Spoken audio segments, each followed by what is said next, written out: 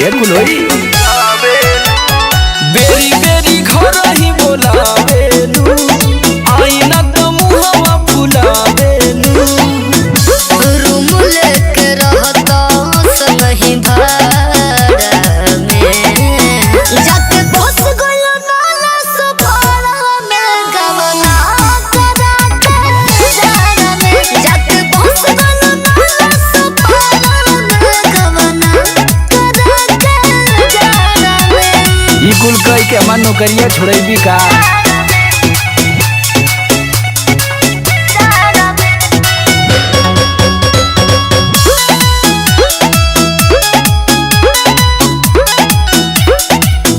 जात नइखे जाड़ कतनो ओढ़िले राजाए घरे आके दहिया सैया देतो गरमाए हम हीटर हई का रे। हमारो तो मन बड़ी करता है प्यारी संगे लेके सूते के भर अकवारी होई लड़ाई कब अखाड़ा में जाके बस गलो नाला सपारा में गवना करा के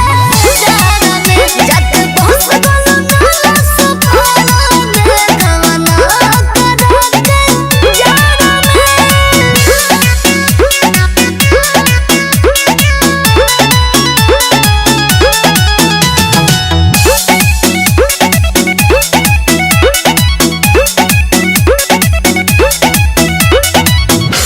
कुछ दिन के बात बाबे चले जाई हराही के काके गोइनी रोजो रोजो एक बात कही के अब तो मान जा